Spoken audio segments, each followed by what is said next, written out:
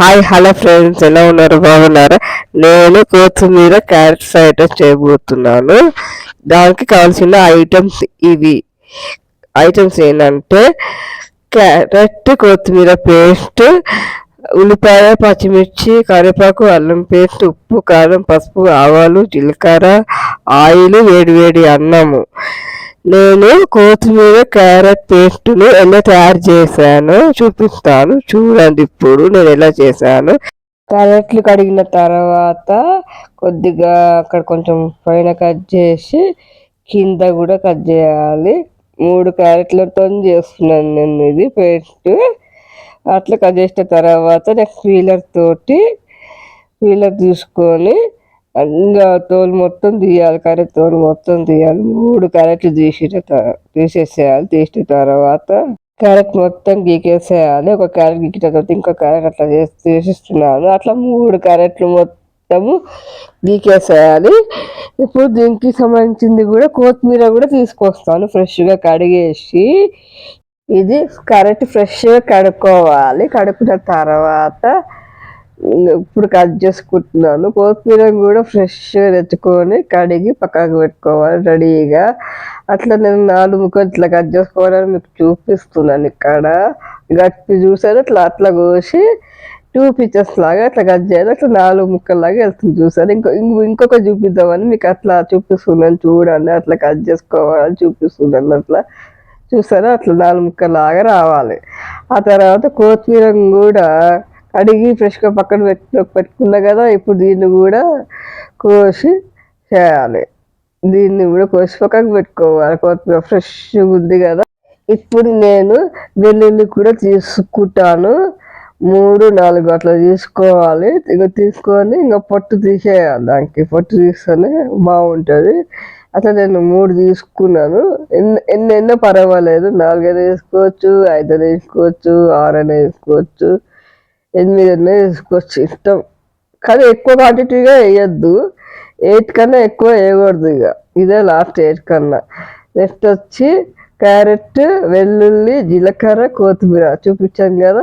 Carrot వచ్చి మిక్సీలో వేసేసేయాలి.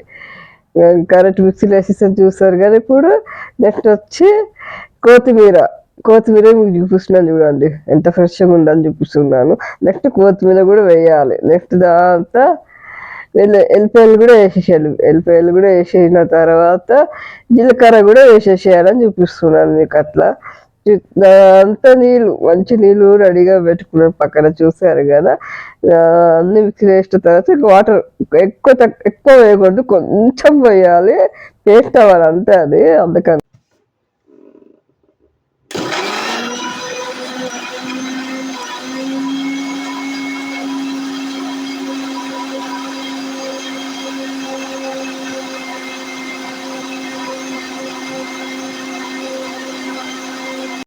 ఇప్పుడు మిక్సీ అయిపోయాం కదా అని ఓపెన్ చేసి చూస్తున్నాను. పేస్ట్ రెడీగా అయింది. ఇప్పుడు ఒక బౌల్లోకి షిఫ్ట్ చేసుకుంటున్నాను. పేస్ట్ని షిఫ్ట్ చేసుకున్న తర్వాత ఇప్పుడు ఎలా చేయాలో చూపిస్తాను. ఫ్రైడ్ రైస్ని ముందుగా స్టవ్ ఆన్ చేసుకొని ప్యాన్ హీట్ అవ్వాలి. హీట్ అయ్యేలోపు ఇప్పుడు ఆయిల్ తీసుకొని 3 or 4 టేబుల్ స్పూన్స్ ఆయిల్ వేసుకున్న తర్వాత అది వేడెక్కాలి. వేడెక్కిన తర్వాత కొద్దిగంత ఆవాలు, దాంతో జీలకర్ర 1 స్పూన్ నిండా వేసుకోవాలి. జీలకర్ర కొంచెం ఎక్కువే వేసుకోవాలి. అప్పుడైతే ఫ్రైడ్ రైస్కి బాగుంటుంది. టేస్ట్ తినడానికి పంట కింద బాగుంటుంది. అందుకని జీలకర్ర ఎక్కువ వేసుకోవాలి ఎప్పటికైనా ఫ్రైడ్ రైస్కి. ఇలా అయితే బాగుంటుంది. ఆవాలు జీలకర్ర చిటపటలా అవుతుంది కదా, చిటపట అవుతుంది కదా. నెక్స్ట్ వచ్చి నేను ఇప్పుడు ఏం చేస్తున్నానంటే ఆనియన్స్ చేస్తున్నాను. ఇప్పుడు ఆనియన్స్ తర్వాత పచ్చిమిర్చి వేస్తున్నాను. కొన్ని పచ్చిమిర్చి వేసిన తర్వాత కొద్దిగా కరివేపాకు వేస్తున్నాను. కరివేపాకు వేసిన తర్వాత అంతే. ఇక కొద్దిసేపు అట్లా కలపాలి. దాన్ని స్పూన్ తీసుకొని కొద్దిసేపు అట్లా కలిపిన తర్వాత మంచిగా వేగాలి అవి. అందుకని కొంచెం కలుపుతున్నా. కలిపిన తర్వాత ఎప్పుడు మూత పెట్టుకోవాలి. మూత పెడితే మంచిగా వేగుతుంది కదా అని మూత పెట్టదు. కొంచెం అట్లా వేగుతుంది చూసారా. ఇప్పుడు అట్లా చేసిన తర్వాత ఇప్పుడు నేను మూత తీస్తున్నాను. ఇంకా మంచి వేగిపోయాయి. ఇప్పుడు ఉల్లిపాయ పచ్చిమిర్చి కరివేపాకు అన్నీ వేగిపోయాయి కదా. నెక్స్ట్ ఇప్పుడు నేను అల్లం పేస్ట్ వేస్తున్నాను. ఇప్పుడు వేయాలి అల్లం పేస్ట్ వేసిన తర్వాత కొద్దిసేపు అట్లా కలపాలి. అల్లం పేస్ట్ మంచిగా కలవాలి కదా, అందులో మంచిగా కలపాలి. కలిపిన తర్వాత నెక్స్ట్ వచ్చి నేను ఏం చేస్తానంటే, ముందుగానే నేను కొరియాండర్ అండ్ క్యారెట్ పేస్ట్ రెడీగా పెట్టుకున్నాం కదా, అది వేసి కలపాలి. మంచిగా పచ్చి వాసన మొత్తం పోవాలి, అలా నీరంతా పోవాలి.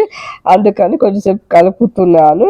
కొంచెం కలపాలి. అట్లా కలిపిన తర్వాత నెక్స్ట్ వచ్చి మూత పెట్టేసేయాలి. ఆ నీరంతా పోవాలి కదా, అందుకని కొద్దిసేపు మూత పెట్టాలి. పెట్టిన తర్వాత ఇప్పుడు మూత తీసి చూడాలి వేగిందా లేదా అని. ఇప్పుడు కొద్దిగా దగ్గరికి ఏంది, మంచిగా వేగింది. మంచిగా అట్లా ఆయిల్ తేలుతూ ఉండాలి క్యారెట్లో. అప్పుడు మంచి టేస్ట్ అవుతుంది అన్నట్టు.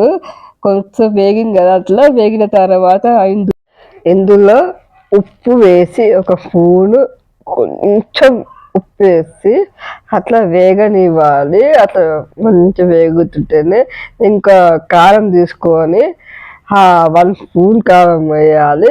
కొంచెం అంతా కారం వేయాలి. ఆ తర్వాత నేను పసుపు తీసుకుంటున్నాను. పసుపు హెల్త్కి మంచిది కదా అని, కొంచెం బాగుంటుందని కొద్దిగంత పసుపు వేసాను. పసుపు వేసిన తర్వాత ఇంకా స్పూన్ తీసుకొని కొద్దిసేపు కలపాలి. అలా కలుపుతూ మంచిగా కలవాలి కదా అని కలుపుతూ ఉన్నాను. ఆ తర్వాత నేను ఇప్పుడు మూత పెట్టేశాను. మంచిగా వేగిపోయింది కదా. ఉప్పు కారం అంతా వేసిన తర్వాత నెక్స్ట్ నేను వేడి అన్నం తీసుకొచ్చి పొడి ఆడే వేడి అన్నం వేస్తున్నాను. అందులో క్యారెట్లో వేసిన తర్వాత ఇప్పుడు నేను ఒక స్పూన్ తీసుకొని కలుపుతామని చూస్తున్నాను. ఇప్పుడు స్పూన్ తీసుకోవాలి. ఇప్పుడు తీసుకొని కొద్దిసేపు అట్లా కలుపుతూ ఉన్నాను రైస్ని. ఆ క్యారెట్ ఫ్రైని మొత్తం అన్నంలో మిక్స్ చేసి కలుపుతూ ఉన్నాను. అట్లా కలుపుతూ ఉండాలి. మొత్తం కలిసి ఆ రైస్ మొత్తం కలిసిపోవాలి కదా అని అట్లా కలుపుతూ ఉన్నాను. కలుపుతూ ఉండాలి. అలా కలిపిన తర్వాత కొత్తిమీర క్యారెట్ ఫ్రైడ్ రైస్ అన్నది నేను ఫస్ట్ టైం చేశాను. మంచిగా కుదిరింది, టేస్టీగా. సూపర్గా ఉంది అసలు. అలా కొద్దిసేపు అట్లా కలుపుతూ ఉండాలి. కలిసిపోయినాక తర్వాత మొత్తము అది రైస్ అన్నది వేడి అవ్వాలి. మంచి వేడైన తర్వాత ఉంటుంది మంచి వాసన వస్తుంది. కొరియాండర్ క్యారెట్ ఫ్రైడ్ రైస్ ఇది. ఇప్పుడు కొంచెం కొత్తిమీర వేసాను. ఇంకా కొత్తిమీర వేసినాక టేస్ట్ వేరబ్బా. ఆహా, అదుర్స్ అనుకోవాలి. ఇక ఎంత బాగా కుదిరిందంటే అంత బాగా కుదిరింది, టేస్టీగా. ఇప్పుడు కొద్దిసేపు అలా మూత పెట్టాలి. మూత పెట్టాక స్టవ్ ఆఫ్ చేసేసేయాలి. ఇప్పుడు ఒక గిన్నెలో ఇప్పుడు నేను బౌల్లోకి షిఫ్ట్ చేసుకుంటున్నాను రైస్ని. మీ పిల్లలకు, మీ ఫ్యామిలీ మెంబర్స్కి పెట్టండి. ఎంత మెచ్చుకుంటారు అంటే మిమ్మల్ని అంత మెచ్చుకుంటారు. చాలా బాగా కుదిరిందండి ఈ రైస్. చేసుకొని ఖచ్చితంగా మీరు. ఇప్పుడు నేను కొత్తిమీర వేసి డెకరేషన్ లాగా చేస్తున్నాను.